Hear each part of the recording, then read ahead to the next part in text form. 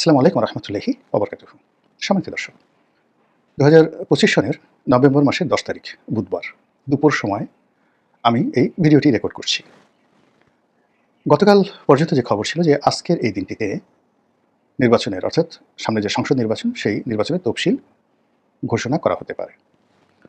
মঙ্গলবার দিন প্রধান নির্বাচন কমিশনার দেশের প্রধান বিচারপতির সঙ্গে দেখা করেছেন।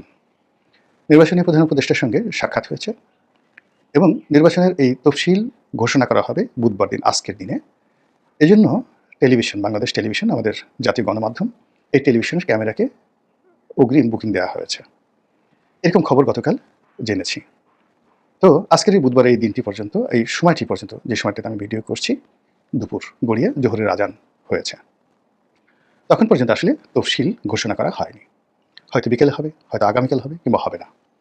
কিন্তু তার আগে যে জিনিসগুলো ঘটছে তার কিছু নমুনা আপনাদেরকে বলে নিই।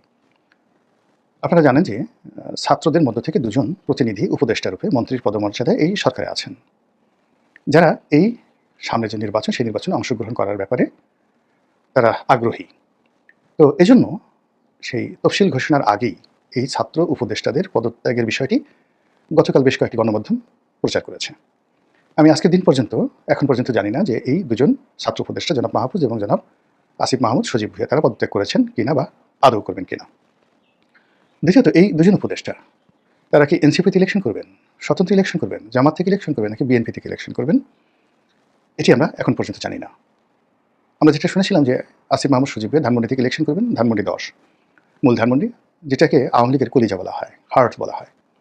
তো এই আসনটি বলা হচ্ছিল যে ছাড় দেওয়ার জন্য, বিএনপির পক্ষ থেকে ছাড় দেওয়ার জন্য এই আসনে বিএনপি কোনো প্রার্থী ঘোষণা করেনি, কিন্তু এখানে বিএনপি প্রার্থী ঘোষণা করেছে জনাব রবিউলকে।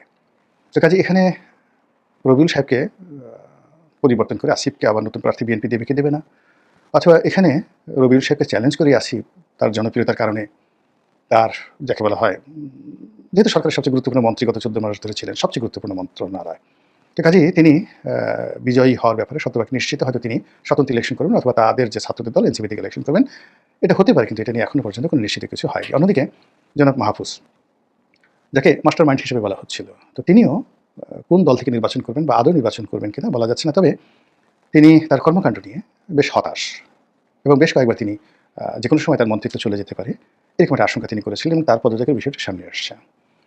এর বাইরে আরও কয়েকজন উপদেষ্টার নির্বাচনে অংশগ্রহণ করা নিয়ে নানা রকম কথাবার্তা হচ্ছে এবং তাদের অতীতে নির্বাচন করার বা তাদের আত্মীয় স্বজনের নির্বাচন করার ইতিহাস রয়েছে। আপনারা জানেন যে সৈয়দ রেজওয়ানা হাসানের বাবা, তিনি বিএনপির একজন নেতা ছিলেন, সাবেক সংসদ সদস্য এবং সম্ভবত মন্ত্রীও ছিলেন। তো কাজেই তিনি তার আসন থেকে, সুনামগঞ্জ থেকে ইলেকশন করতে পারেন। আরেকজন উপদেষ্টা আছেন জনাব আদিলুর রহমান শুভ্র, তিনিও একবার নির্বাচন করেছিলেন কোন দল থেকে বা স্বতন্ত্রভাবে এমপি ইলেকশন করেছিলেন, তিনিও করতে পারেন। অন্যদিকে বশির উদ্দিন, আকিজ গ্রুপের অন্যতম কর্ণধার, তিনি তো নির্বাচন করে আসতে পারেন মানে যে কোনো পরিবেশ পরিস্থিতিতে তার নির্বাচনী এলাকা থেকে। এর কারণ হলো তার ভাই, আফিল উদ্দিন আওয়ামী লীগের এমপি ছিলেন। এরপরে তার শ্বশুরের পরিবার, তারাও এমপি ছিলেন। তার শ্যালক বা সন্মন্দি, তার শ্বশুর, তারা সংসদ সদস্য ছিলেন আওয়ামী লীগের। না, তার না বোধ হয়, তার যে বড় ভাই নাসির উদ্দিন, তো নাসির উদ্দিনের শ্বশুর আর শ্যালক বা সন্মন্দি, এই দুজনই সংসদ সদস্য ছিলেন। ফলে যশোরের বেশ কয়েকটি সিটে আকিজ গ্রুপের একটা বিরাট প্রভাব প্রতিপত্তি রয়েছে, জনপ্রিয়তা আছে এবং তাদের সেখানে কন্ট্রিবিউশন আছে।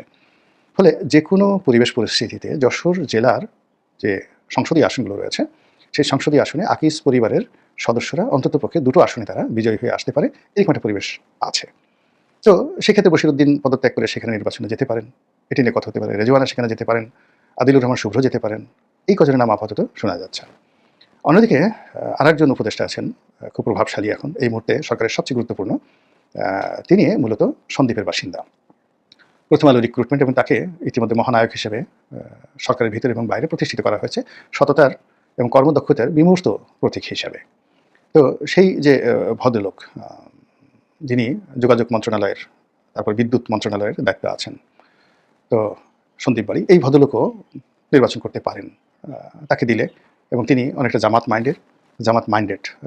জামাতের শাবদুল হান্নান, যে সাবেক যে এনবিআর চেয়ারম্যান ছিলেন, বাংলাদেশ ব্যাংকের ডিপ্টি গভর্নর ছিলেন এবং জামাতের মুরব্বী ছিলেন, তো তার সম্ভবত ভাইরা ভাই বা নিকটাত্মীয় এই ফজল করিম খান, জনাব ফজল করিম খান, তিনিও নির্বাচন করতে পারেন। তাহলে সেক্ষেত্রে নির্বাচনের তফসিল ঘোষণা করার ক্ষেত্রে যদি এই মানুষগুলো নির্বাচনের মাঠে যান, তাহলে এই তত্ত্বাবধায়ক সরকার বা অন্তর্বর্তীকালীন সরকারের অনেকগুলো নতুন মুখ এখানে যুক্ত হবে নির্বাচনকালীন সময়ে। তো এতগুলো একটা ঘটনা ঘটবে, কিন্তু সরকারের মধ্যে এটা নিয়ে কোনো, যাকে বলা হয় তাড়াহুড়ো, এটা নিয়ে কোনো কর্মকাণ্ড আমরা দেখছি না। অন্যদিকে তফসিল যদি ঘোষণা করা হয়ে যায়, সেই ঘোষণা করার সঙ্গে সঙ্গে এই মুহূর্তে বিএনপির কতগুলো সমস্যা রয়েছে। তারেক রহমান সাহেবের দেশে আসা না আসা নিয়ে বিরাট একটা প্রশ্ন সামনে এসে গেছে। এখন এতদিন যাবৎ বাজনা বাজানো হচ্ছিল তারেক রহমান সাহেব আসবেন, শিডিউল ঘোষণা করলে আসবেন। কিন্তু যেই মুহূর্তে তিনি বলেছেন যে তার দেশে ফেরা তার একক কোনো সিদ্ধান্ত নয়, এর ফলে তার আশাটা অনিশ্চিত হয়ে পড়েছে।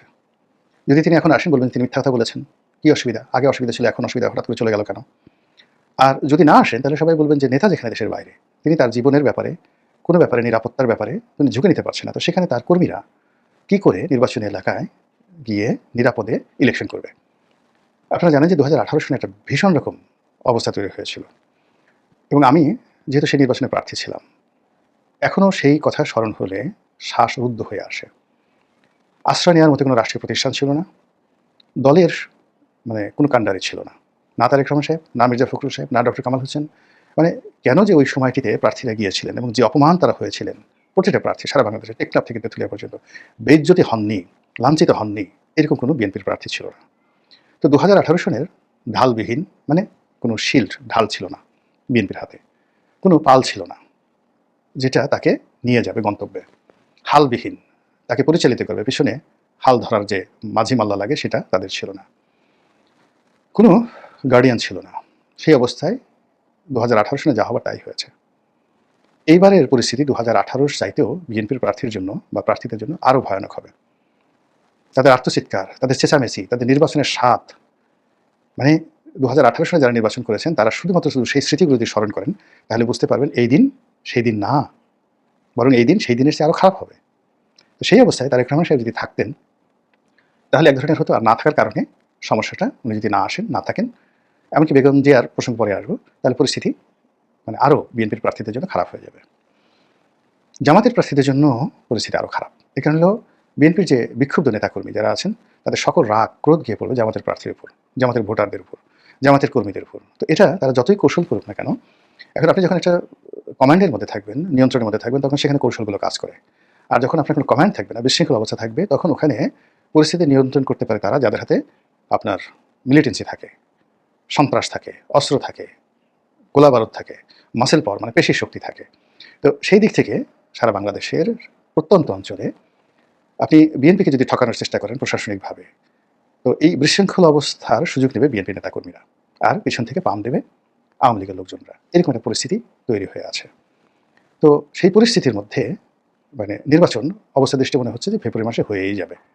এটাকে আমার কাছে অনেকটা ছক্কা পক্কা খেলার মতো মনে হচ্ছে। যারা লুডো খেলেন তারা দেখেন যে একেবারে উপরে উঠে যায়, আবার সাপ যখন গিলে ফেলে নিচে চলে আসতে হয়, লেজের কাছে চলে আসতে হয়। তো এইরকম রাজনীতি নিয়ে, নির্বাচন নিয়ে রীতিমতো ছক্কা পক্কা চলছে, একটার সঙ্গে আরেকটা মেলানো যাচ্ছে না, কন্ট্রাডিকশন অ্যান্ড কনফ্লিক্ট অনিবার্য হয়ে পড়েছে।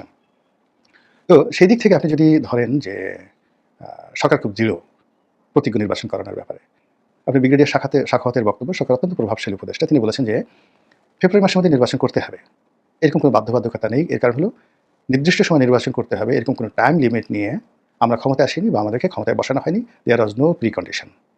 বোঝার চেষ্টা করুন কথা। আবার ডক্টর মোহাম্মদ ইউনূস যখন আমেরিকাতে ছিলেন, তখন তিনি আল জাজিরার সাবেক সাংবাদিক মেহেদী হাসানের সঙ্গে একটি বক্তব্য দিয়েছিলেন, মানে সাক্ষাৎকার দিয়েছিলেন। সেখানে তিনি অসাধারণ একটি কথা বলেছেন খুব সংক্ষেপে। মেহেদী হাসান তাকে জিজ্ঞাসা করেছিলেন যে আপনার সময়কাল তো ফেব্রুয়ারি মাসে শেষ হয়ে যাচ্ছে।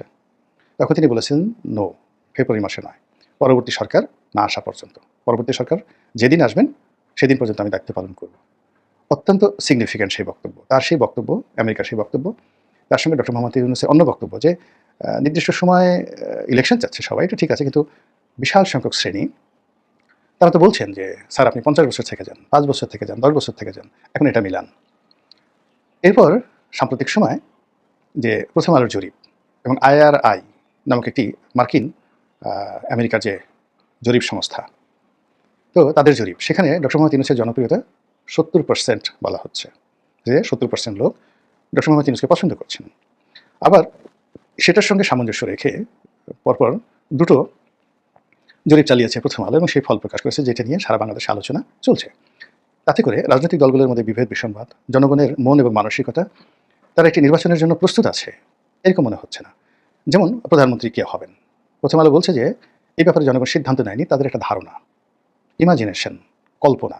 দূর থেকে মনে হচ্ছে যে চাঁদের বুড়ি আছে ওইরকম, তো সেদিক থেকে মনে হচ্ছে যে তারেক জিয়া, শফিকুর রহমান সাহেব প্রধানমন্ত্রী হতে পারেন।